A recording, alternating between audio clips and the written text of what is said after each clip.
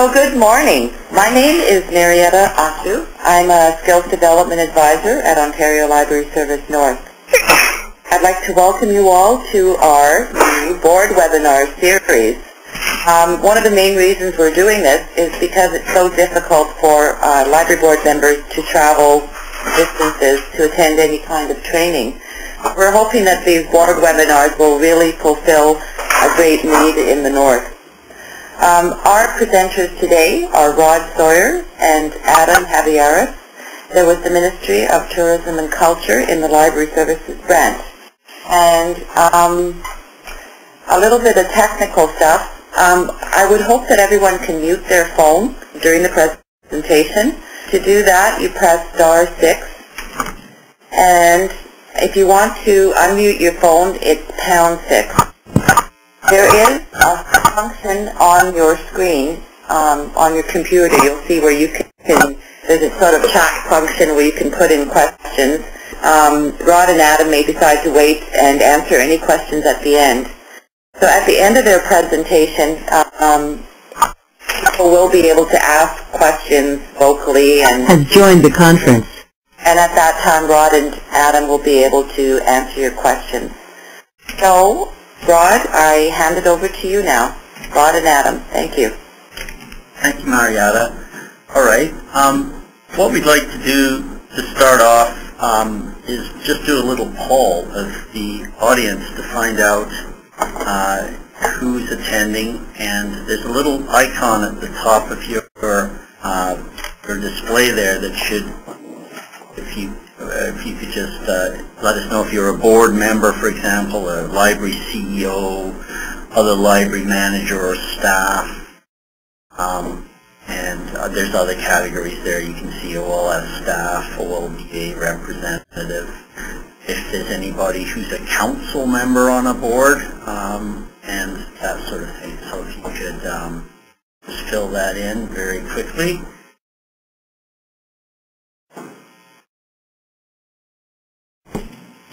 And I see right now we've got 11 board members, 1 council member, 7 CEOs, 1 library or other staff.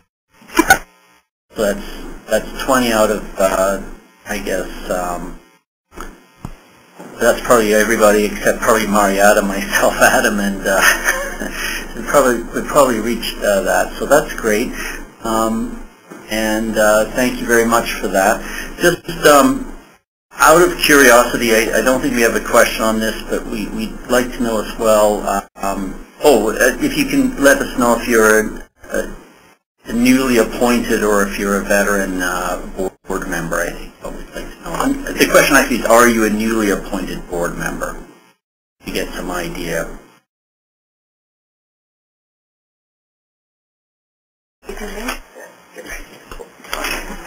Okay, so we've got 5. Francis Ryan has joined the conference.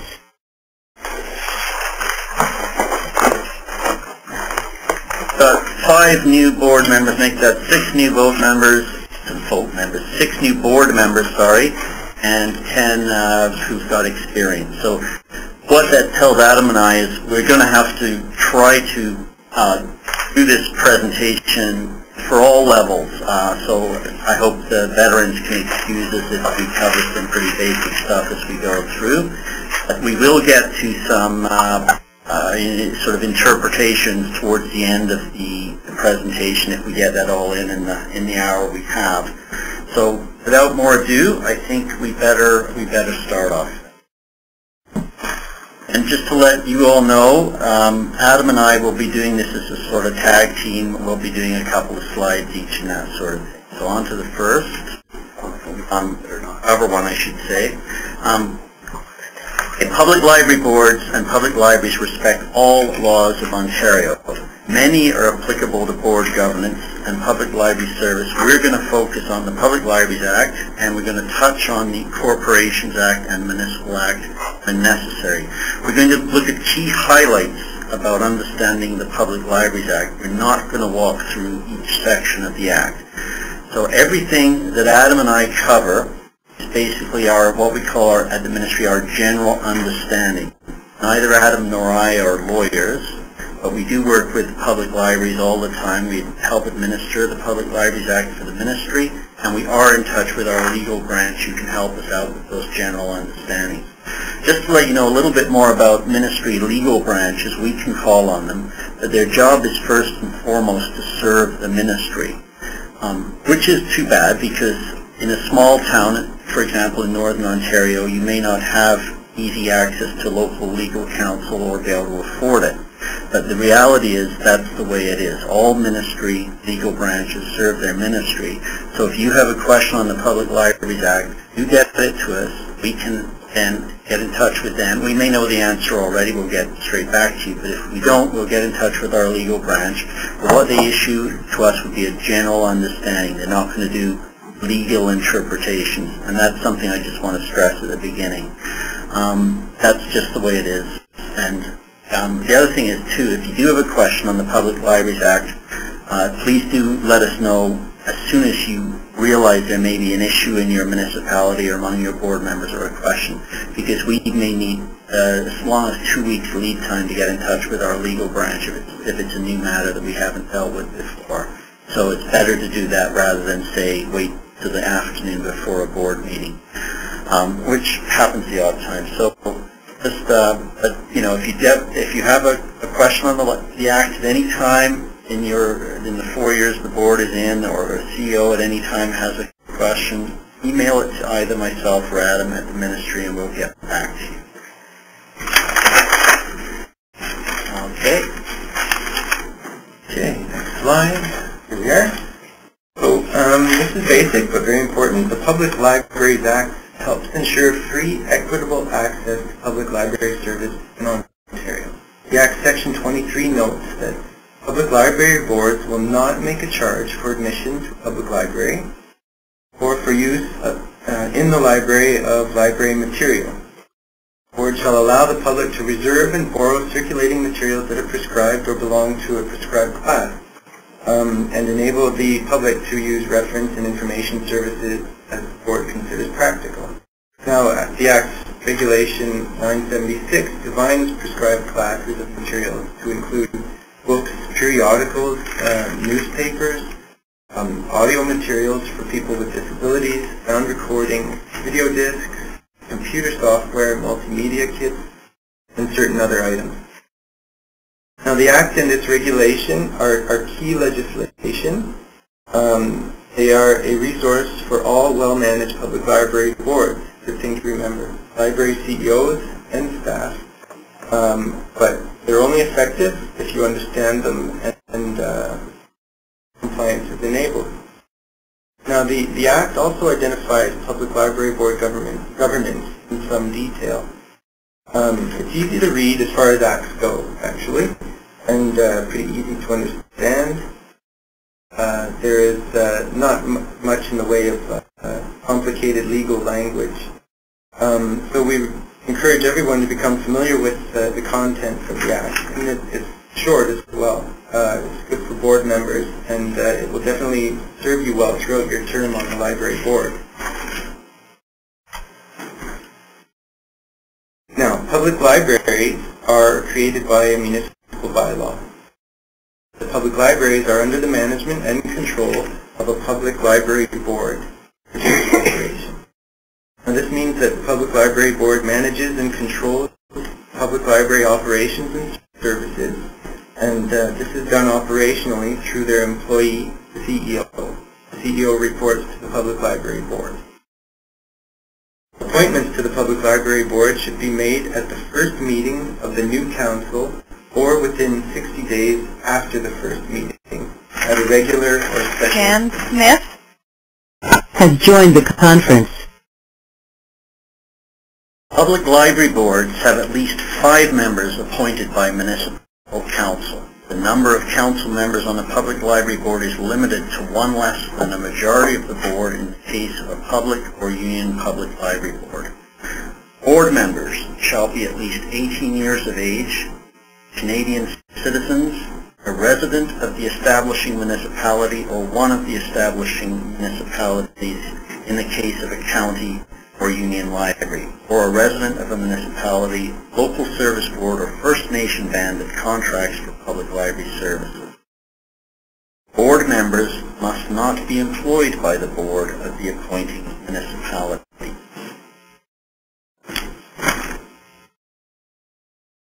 Now we have issues come up sometimes to do with vacancies on board.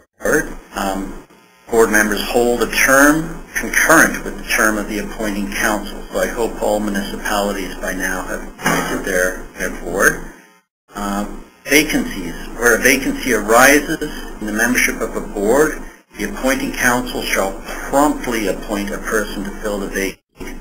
So if you're a CEO or the chair of the board, you should get in touch with your local municipality quickly if there's a vacancy so that they can move quickly as well to appoint that person. It's important for quorum and so on at the library board meetings.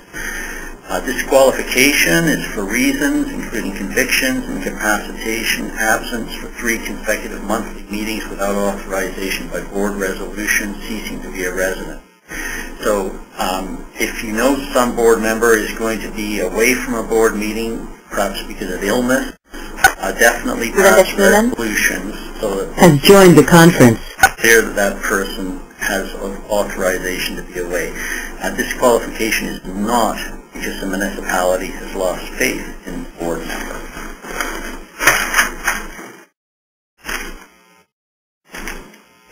Okay. So, with some exceptions, all library board meetings shall be open to the public. PLA section 61 and 2. Open meetings. A meeting shall not be closed to the public except when the subject matter relating to closed meetings applies. Now, what would consist of a closed meeting? A meeting may be closed to the public if the subject matter being considered is something to do with the security and the property of the board, personal matters about an identifiable individual, a proposed or pending acquisition, labor relations or employee negotiations, litigation or potential litigation, advice that is subject to solicitor-client privilege. So those would consist of a closed meeting. Now, a meeting can also be closed to the public if the subject matter relates to the consideration of a request under MFIPA, the Municipal Freedom of Information and Protection of Privacy Act.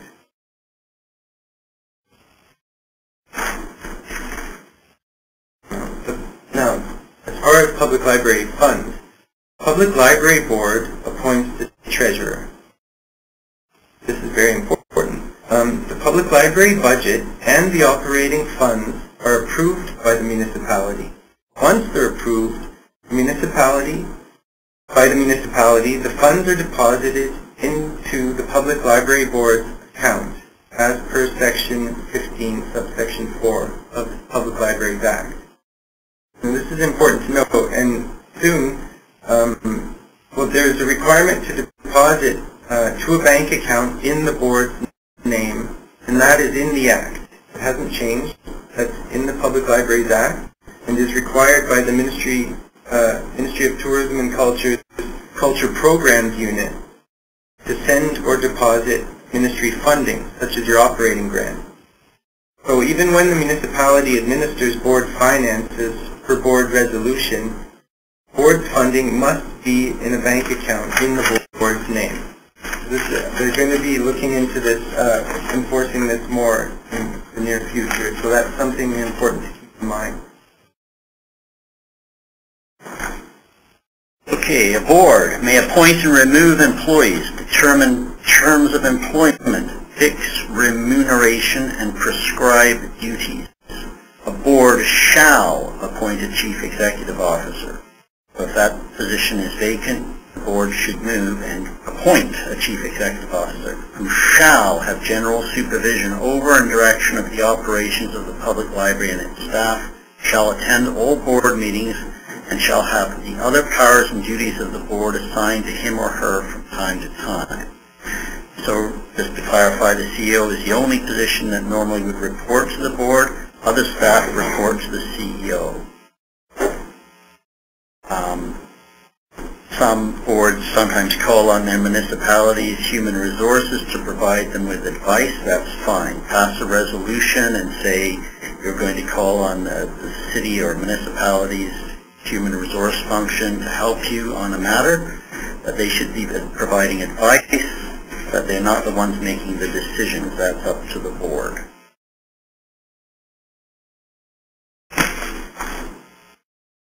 Okay, boards, powers and duties. They provide efficient public library services, French where appropriate, and they operate one library or more in accordance with the Public Libraries Act. They may operate special services as it sees fit. The board may acquire land for its purposes, acquire, erect, add or alter buildings, lease surplus building space, sell, lease, or dispose of buildings no longer required.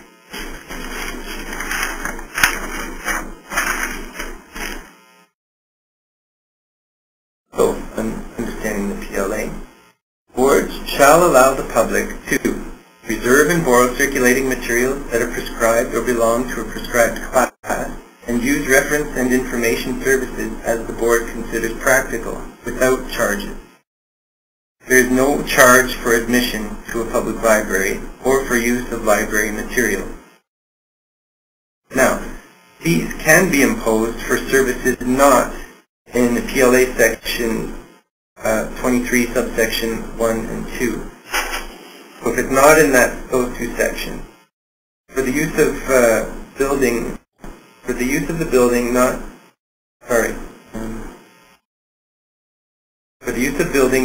used for public library purposes, non-resident fees. So one big library that we know of, they took the decision not to charge for programming because they see it as core program and service. This is where a board can make rules on use of library services, but this particular board did not. So things such as early literacy programs, book clubs, things for new Canadians and job seekers, stuff for local business people and teens, technology training, cultural events. This library decided not to charge. But that was that board's decision. Some libraries charge for if they have a room that they can rent out in their library that's not part of the main public library space. So really, some of that stuff comes down to the board decision.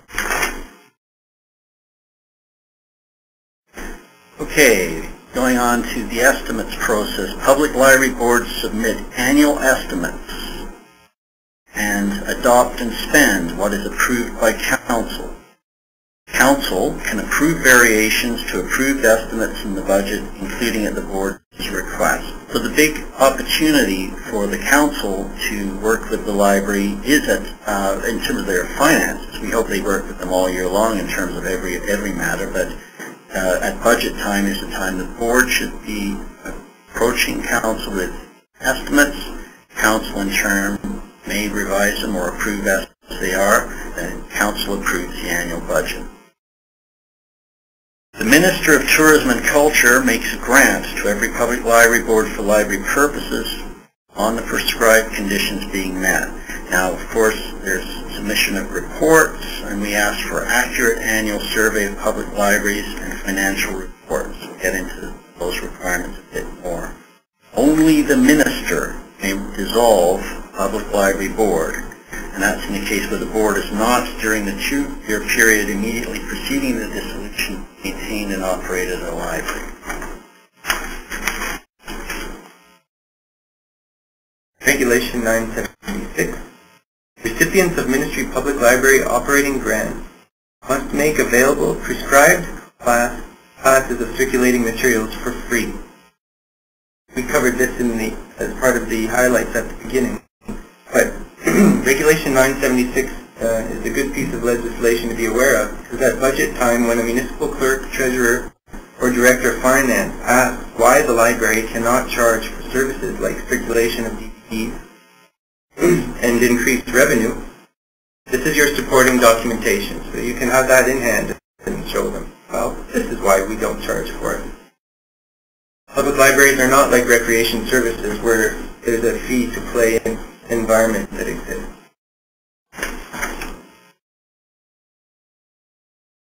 Now just a little, this is getting to be old news, but it's always good to be aware of. Last April 1st, 2010, the Good Government Act came out, which was, it was not opening up the PLA, but it was just a bit of housekeeping legislation, but there are a couple of things to be aware of.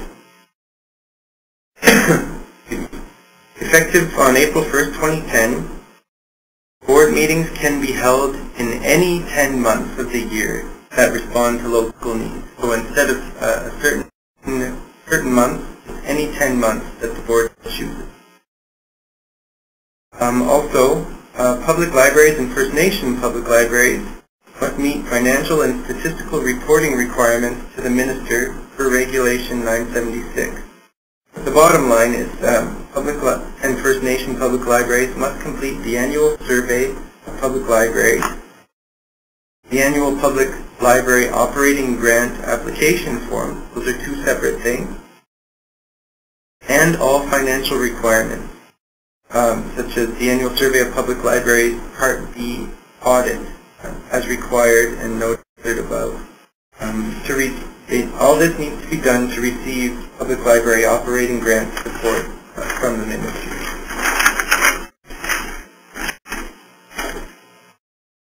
Corporations Act, it's good to be aware of other legislation that affects governance and your public library. Public library boards are corporations without share capital under Part 3 of the Corporations Act. Board members have fiduciary responsibilities and are accountable for sound administration of the Public Library Board's operations and services, including accountability for administering the Public Library Board's budget. So sitting on a Public Library Board is a very serious responsibility. You are the governing board of directors for the corporation. So it shouldn't just be a case of people who love books, although that's important, I know, but you've got to be very serious that you're there for the accountability of the board. Now there will be a new Not-for-Profit Corporations Act coming out. It's not in force yet, but if there is a conflict between that new act, Not-for-Profit Corporations, and any other act or its regulation, like the Public Libraries Act, the Public Libraries Act will prevail if there is a conflict with the new act and its regulation, right? Now, onto the Municipal Act. Why are public libraries affected by the Municipal Act? Basically, public libraries are affected by this act because they are municipally established local boards. They are included in the Act's definition of local boards for the purposes of that Act. And work with your municipality if you're a board, and if you, for example, that Act may have requirements for various policies, and if you feel you should line up with what the municipality is doing, if it's a hiring policy or a procurement policy, policy related to sale and other disposition of land, you can consider adopting, as a board, the municipality's policies, instead of perhaps making their own policies in those areas.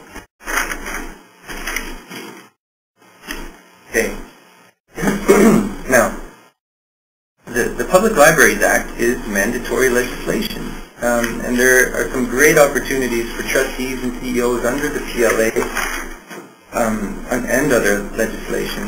The first step is to educate yourself on the PLA, as well as the Corporations Act and the Municipal Act, and any other applicable act. It's always good to be assertive as a CEO or board trustee, but of course also always work in cooperation with your municipality and municipal partners. Work to educate and inform municipal councillors and staff and other local partners, such as boards of education. Tell them about the PLA, show it to them. Most probably don't read it or are aware of it. Work with your library organizations and associations as well. They can share information and may be able to gather resources, legal opinion to assist the public library community. This is been done in the past. When the ministry considers an issue to be of multi-library or provincial impact, it keeps cropping up. The ministry will consider updating its Public Libraries Act questions and answers, which are on our website, and we'll provide a link at the end of the presentation. So we're nearly at the conclusion of our presentation, but what I want to do now is cover off some general understandings. Now, we developed this presentation in cooperation with our legal branch, and they in turn, obviously, because we're a ministry and we need to get various approvals,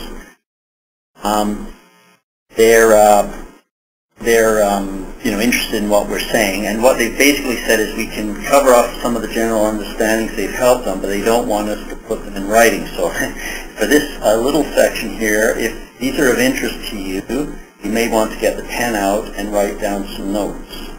Now, I wouldn't say all of these are definitely earth-shattering, but they're ones that have come up, and they may be of interest to you, your board, your CEO, and so on, other partners locally.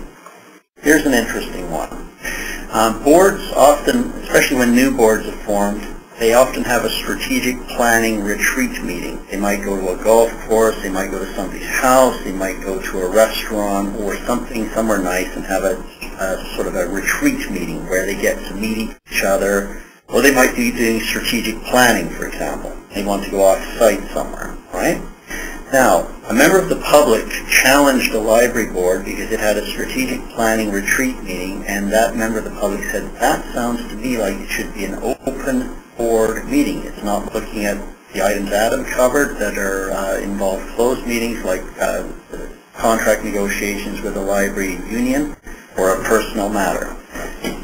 The library, having heard that, contacted us, and we contacted our legal branch, and they agreed with the member of the public, okay? They said that strategic planning retreat-style meetings of the full board can be interpreted to be a full board meeting and should be compliant with the Public Libraries Act. And as I say, if they're not about human resource matters, for example, they should be open to the public. So we want you to just be aware of that. What we did with that one, we're not putting it up on the ministry's website as a new question and answer, but we got in touch with the Southern Ontario Library Service, which works with the Ontario Library Service North to update the trustees' handbook and education tools that they do, and so they're going to make sure that libraries are aware of that one. Another one, what is a resident when you're having who can be on a library board? It really comes down to local practice. But consider common law and what is a resident. Normally, it's someone who lives in the community at least some of the year. Now, in some municipalities, they've decided to say that somebody who owns property in the municipality and it's not somebody who resides there. That would come down to local legal opinion and practice. At the ministry, we'll provide general advice on that, given that sort of what I just covered, but we're not going to closely police who is a resident, who isn't. It's definitely something that varies from jurisdiction to jurisdiction. Another one that has come up, we found out that some boards, existing boards from 2010, are being appointed well into 2011, for example, to March or April 2011. That should not be happening. It says in the Act very clearly, a library board should have a term concurrent with council and be appointed, or until a successor is appointed, and council should appoint the new board at the first meeting of the new council or within 60 days, according to Public Library Section 10, Sub 4. So we hope everybody on this teleconference has got its new board in place and doesn't have a practice in place whereby the old board is still sitting well into 2011. Just a few more we'll cover up here. As I said with the new Not-for-Profit Corporations Act, whenever if there were an inconsistency between a provision of the general legislation and a provision of the specific legislation, Public Libraries Act provision takes precedent. Okay? That's actually right in our questions and answers. When you're on a board, you are there to represent the public library board. For example, if there's a school board rep, very good people to have on boards if that's what local practice is. If there's a reporting relationship between a library board member whose appointment was recommended to council by a school board and the school board. The Public Libraries Act is silent on this matter. However, once a library board member is appointed, for example, from the school board, his or her role is as a member of the library board, not a spokesperson for the school board. Now, to be clear, everybody brings their own background to boards, and that's why boards are appointed with a good range of people, including municipal councillors and other good people. And everybody understands that they're bringing their experience to the library board. If you're not there, whether you're a municipal councillor or a school board rep, you're not there as a spokesperson for that organization. You are there as the library board member. Okay, interloan charges. This has come up. You cannot pass on charges for interlibrary loans of prescribed materials like books. That would include, for example, if a university, a book has been borrowed from a university or college and there's, let's say, a $10 fee. While we realize this is difficult for boards, especially small ones, the board should pick up that charge, the $10 fee. Let's see if I can find a couple more here. Elaborate on. Okay, if the library employee, like the chief executive officer, is asked to attend a municipality meeting, that's quite fine, and by all means, and we at the ministry encourage very good cooperation between the municipality and the public library board. But when the public library CEO or other staff go to that municipality meeting, perhaps called by the clerk treasurer or the CAO, and they're perhaps the ones leading the meeting, and they may have their other municipal departments there who report to them, like recreation or health or others. The CEO of the library still reports to the public library board. They're there as the employee of the board, okay? Another one that comes up a lot. Can a municipal bylaw override all or part of the Public Libraries Act? No, okay? Bylaws do not override provincial legislation. Here's another one that comes up a little bit, and I know there may be some up in the north. Can a public library CEO report to a public library board, and if managing the municipality's record management services, also report to a municipal CAO? In that scenario, the report to the CAO must be for the record management service only and not for public library services. There must be a clear delineation between the records management service and its reporting to the municipality and the public library service reporting to the public library board. To remain a public library CEO, the majority of the time the CEO should be spent managing public library operations and services for the public library board. So that's the key thing. You could end up having a dual management function like that, but the majority of your time as a CEO should be to report to the public library board, and otherwise you don't want, for example, a municipality setting up something like recreation services, putting library services under there, having the CEO report through to the municipality and also to the board. That there are no, it's not spelled out in the Act that you can do that sort of dual reporting. Okay? And another one that comes up a fair bit is insurance for items like digital video discs. You cannot have any mandatory insurance for circulating items that are prescribed under the Public Libraries Act Regulation 976. You could have voluntary insurance, but insurance it cannot become a method of collecting funds for a library board. There is optional insurance. It must be clearly and completely optional. And it's probably something not to encourage. Items like DVDs are robust, and items like books often take more money to replace pages if they're ripped out or something like that, if it's art book or a really nice book. So basically it's not really something to encourage, but if there were insurance like that, it has to be voluntary. All right, now our last slide here, actually over to Adam. Well, this is the last slide.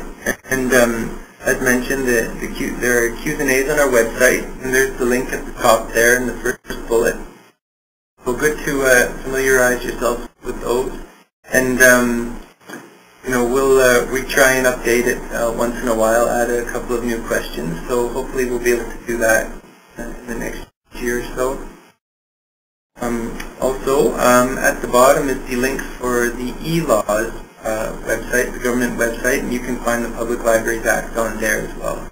So if you want to print off a copy and have it to hand, or hand to your counselors or whomever might find it useful, that's always a good thing. And at this point, I guess we can throw it open to questions, comments, and so on. Riyada, what do you think? Hi, I think that's a good idea. I was wondering if you could look at the question and answers that came up in the chat. There's a couple there that just came up a few minutes ago. All right. Is that the right-hand tab there? Yeah, underneath the chat function there. Can you see them? Okay, there's a little icon with a... It's like a pencil flashing. Okay. Is that it? Oh, so you don't actually see the questions there? I think we can click on chat messages and we might be able to look at them.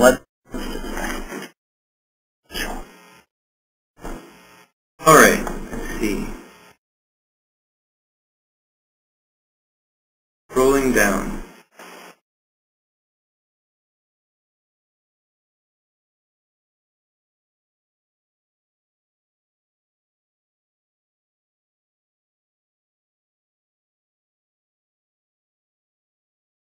On library board appointments and residency, how is resident defined? Is that what you're referring to, Marietta? Yes, I think that they were I think the question, if we read it carefully, has to do with whether non-residents would be charged fees for using programs and services or attending programs and activities. Okay, so you're really interested in can non-residents be charged for attending programming, is that right? And what else? This is a message from Christine. Okay. Christine, are you there?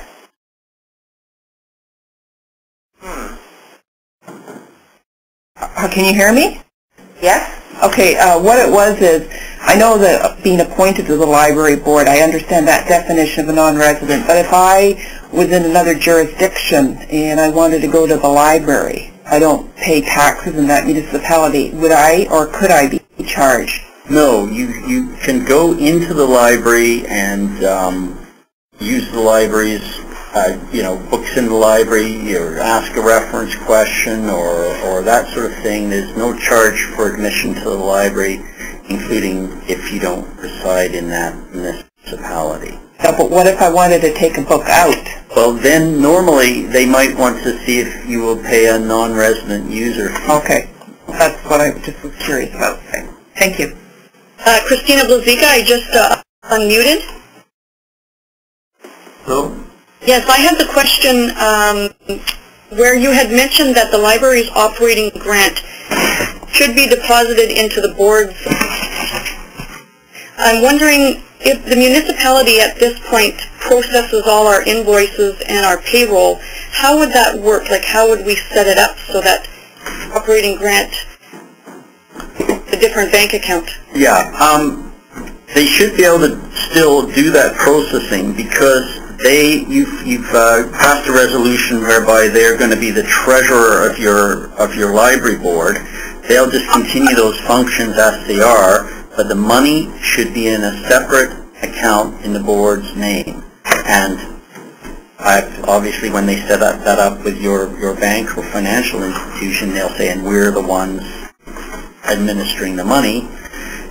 You might want to pass another resolution at your board, just reconfirming that. But Adam and I, we work at the Culture Services Unit, and our colleagues in the Culture Programs Unit who administer the Public Library Operating Grant for the Ministry have made it very clear to us that they've been instructed to enforce that public library boards have their own account, which has been in the Act, as Adam said. I think it was, I can't remember if it's he or I, but as we said, it's been in the Act all along.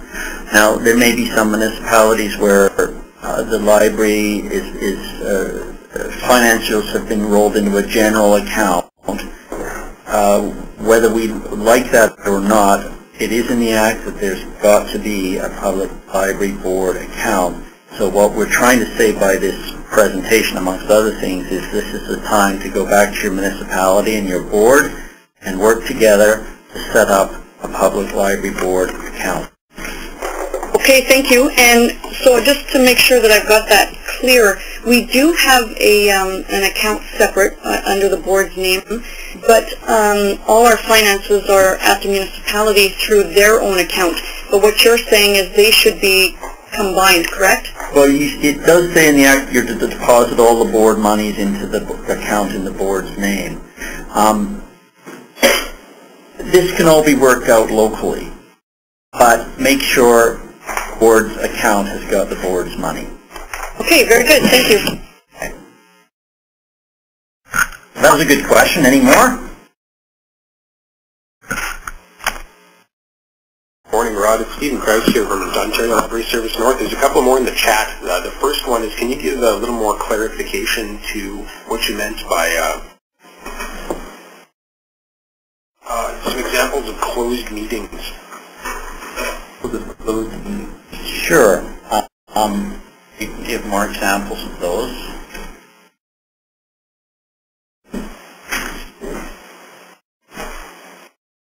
Dan Vargas? Has left the conference.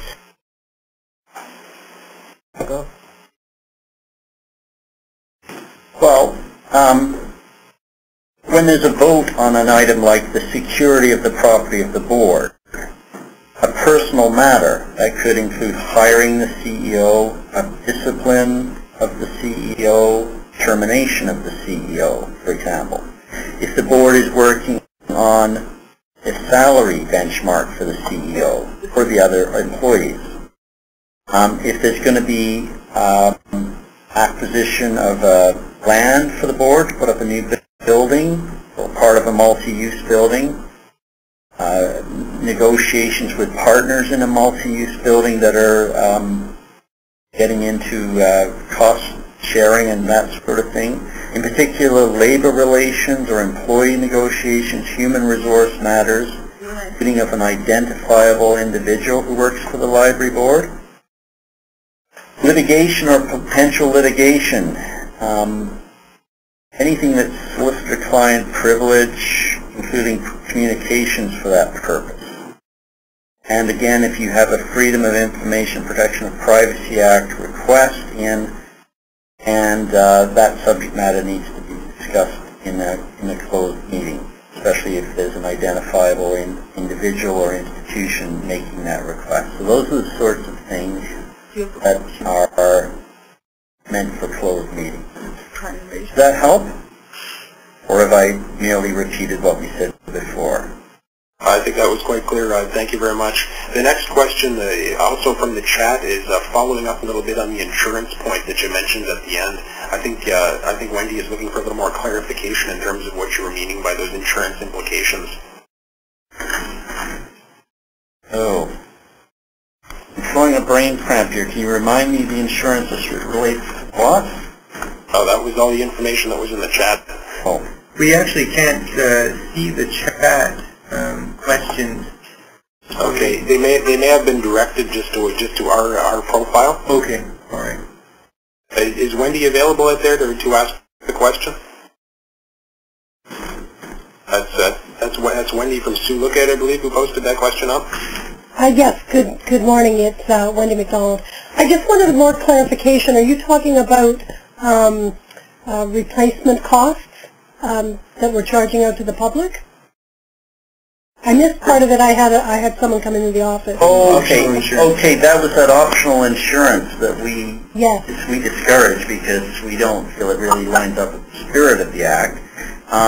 The optional insurance no, I would think you would probably want to charge a smaller amount if you're going with optional insurance and the full replacement cost of the DVD, because otherwise it's a substantial amount of money.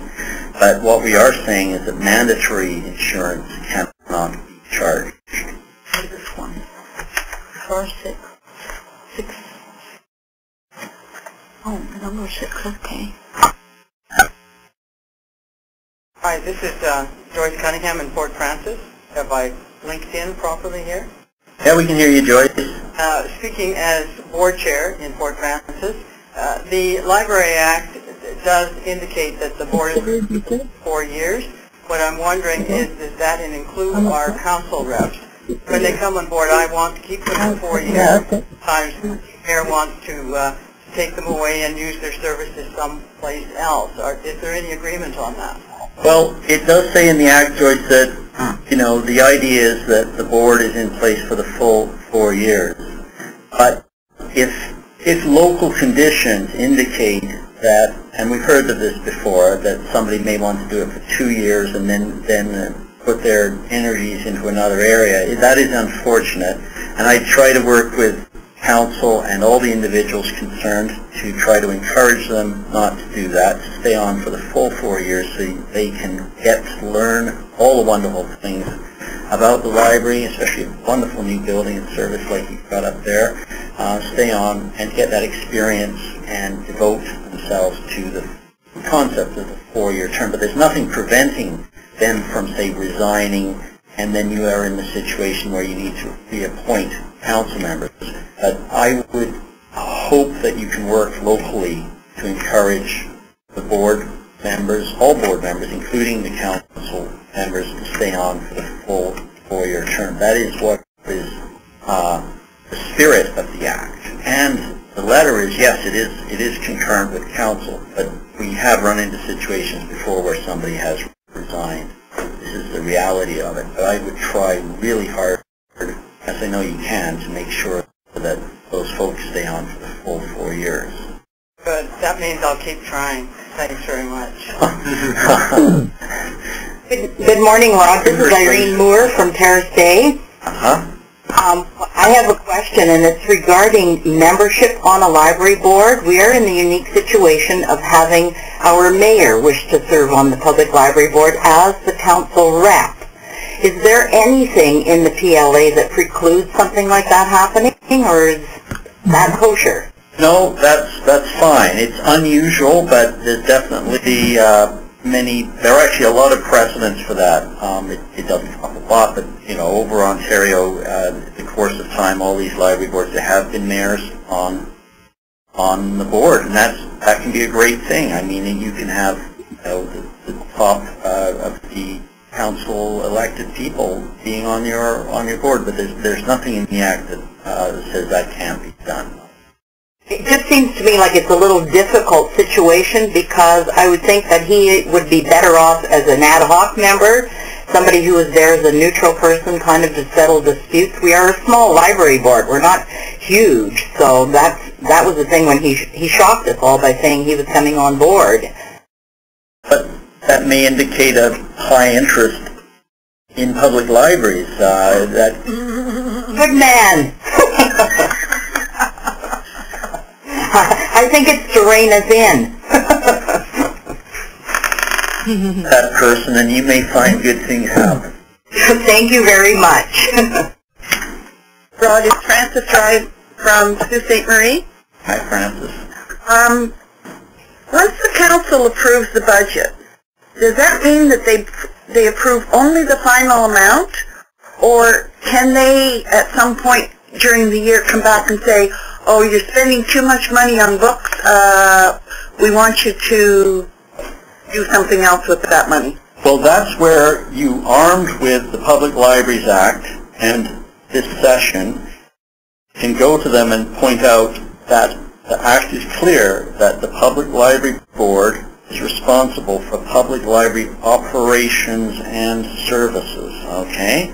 So now you went there at the beginning of the year and you got your budget approved. That was the council's opportunity then to say, wait a minute, we don't like this line, we'd like to suggest you make this and this change. That was really their best opportunity to say to the board, we think you ought to spend your money this way, and of course that's then negotiated between the board and the council. But once that council has passed that budget for the year, they should be delegating under the Act the responsibility to manage the operations and services of the board, including the collection budget and so on, for the year. So you don't really want that kind of thing going on mid-year. That's something you want to avoid. And I think, again, working with your council reps on the board, working with your municipality, having meetings, you can probably arrive at understandings that will help making sure that doesn't crop up. Rod, it's Liz Rostigal from the Sioux. Actually, part of what I think Francis is getting at is, well, last year they basically, we submitted our budget, and then as an overarching request from City Council for all departments plus the library board, they wanted to cut the travel and conference budgets across the board. So we were asked to reduce our budget by a certain amount, but not just reduce the budget, but reduce it in the travel amount and conference. And I suggested that they could tell us that you didn't get your budget request, it was, this much less, but that it was up to the board to decide where that reduction should happen. Well, I think that would be the best thing. I mean, you're responsible as a board for managing operations and services. It puts you in a difficult position if all municipal departments and arm's length boards like public library boards have been asked to make an in-year reduction and everybody is suggesting training or travel or something like that. I mean, council has the right to contact the board and make kind of suggestions, but I would think, again, as a responsible board for operations and services, that you should go back to council and suggest other approaches. Jenkins has left the conference. And I think it's going to be more evident as we see library boards having to make budget reductions because city councils want to bring in their finances to a 0% increase in taxes. So again, the question comes up is that they can say this is all the money you have, go back and figure out how you're going to operate your library. But I've seen instances, not necessarily here at the Sioux, but other libraries where they're told, well, don't do this or don't do that. Well, it shouldn't be told so much as suggested, and the board can make a decision. That's right. The board has got its budget approved, but maybe some local situation has arisen and revenue is not what it was thought to be. That's for the board to negotiate with the municipality, but the board is responsible for the library operations and services once that budget is passed. Hi, Joyce here again. Related to that, once our budget has been approved by council, and as the year goes on, if we find out that we really need more money in one line and less money in the other line, do we have the right to make those changes ourselves, or do we need to go back and discuss all of that with council? No. That one is interesting. It came up when we did the first session we did at the OLA conference on the Public Libraries Act, of which this session this web conference is based on. And we had Mark Gagnon there from Belleville Public Library at the time, and his point was, I will never go back to council and ask about that sort of thing. My practice locally is to, if we have to make small adjustments to budget lines, we will do that. And it came out at the audience of that session that some libraries agreed with him that should not be a case to go back to council. And others felt, well, that's a variation of the budget, and our practice is, yes, we have to go back because we had our budget approved line by line, and now we're thinking about a variation, therefore we should go back. So it was sort of like a local practice. If your municipality, one where they're very comfortable delegating small changes, variations, and so on to the board, because you're responsible for managing operations and services, and especially for a small change, perhaps there's no need to go back. But if it's a larger change, or if you're a board where you feel you have to go back to your municipality to approve such changes, then that's the local practice there too. Robert, Darren Rusin from Kenora Library. How far do we have to go to accommodate visitors at our board meetings? Like, we've got a very small area. Oh, that's a tough one, but the idea of the Public Libraries Act, the spirit of the Act is that board meetings should be open to the public and only closed for certain.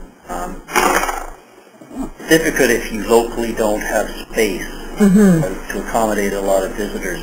But my suggestion would be, if you're aware of a board meeting where there's a lot of public interest and perhaps an unusually high number of members of the public want to attend, then perhaps somewhere in your municipality, in the municipal building or another room, or there may be another school or somewhere else that has more room, then consider moving to that for that particular board meeting to accommodate the extra number of people. Okay. Or even consider having the meeting out in the library when it's closed, in among the books, but in a nice, area where normally people work and the students are working, whatever. They might actually get something out of having a meeting in a setting like that. There's no reason not to do that if you're comfortable with it. Oh, okay. Does that help? Yeah, thank you. Yes.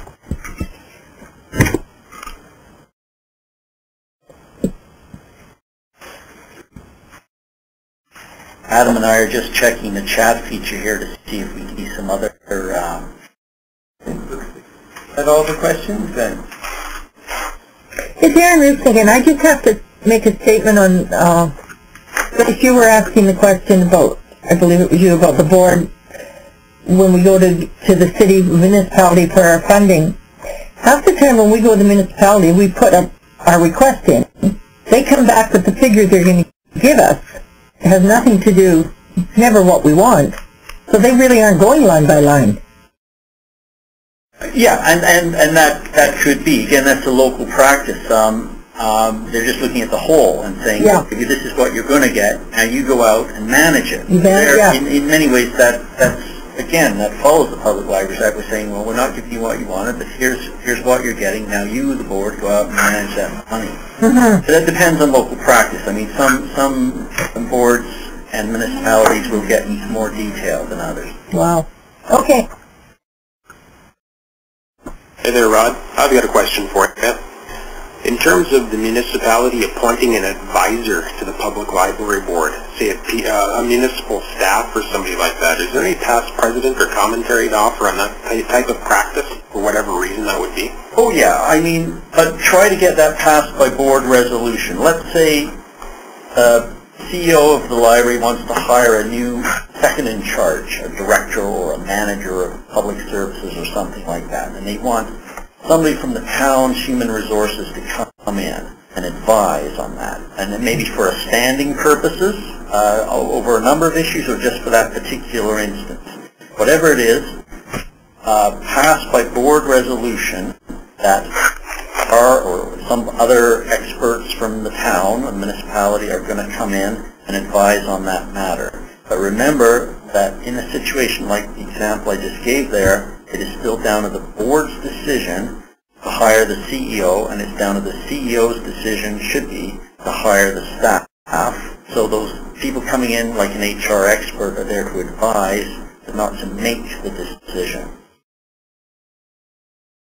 Does that help?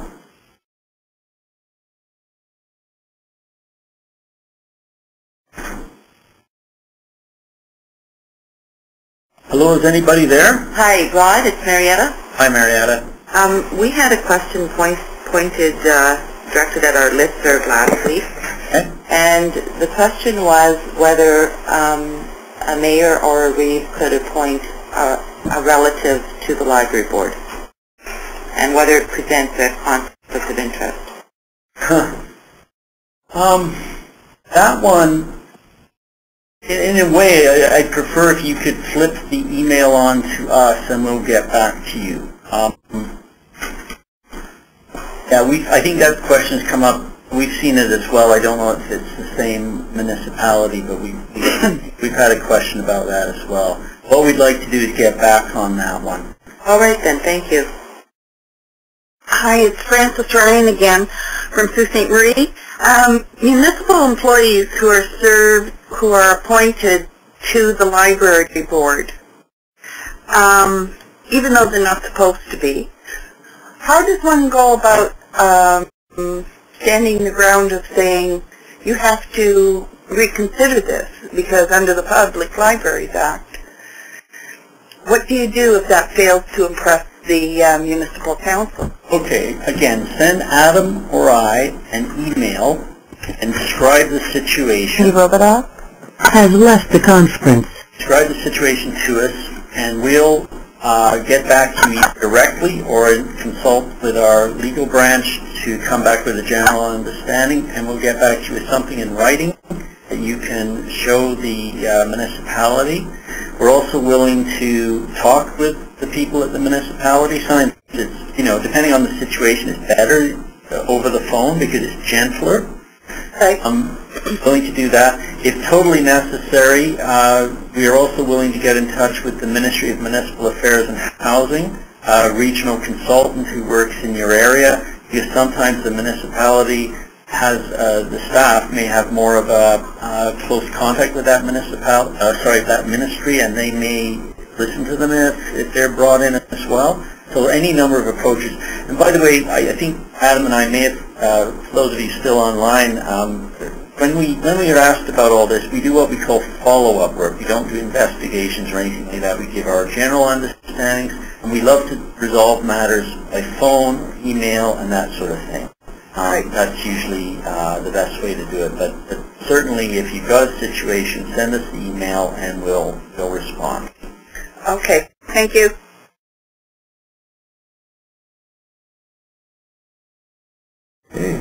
Maria, do we have any other, or Stephen, do we have any other chat questions you see, or have folks had their questions answered? No, I traced through the chat questions, Rod. We've cleared those off, but if there are any more from the floor, now is the time, folks, because our webinar is ticking down there in terms of the last few minutes.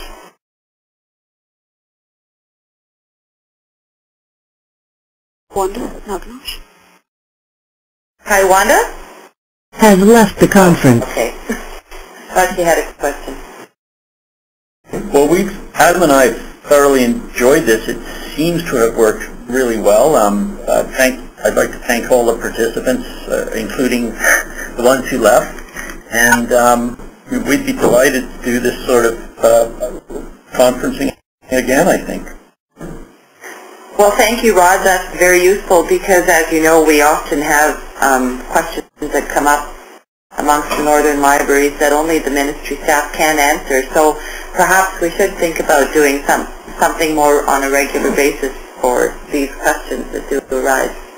Okay, well, thank you, everyone, for participating, and I hope that we will see more library board members participating in sessions in the future. And thank you, Rod and Adam, for Has left the conference. One comment before... Karen Rusin has left the conference.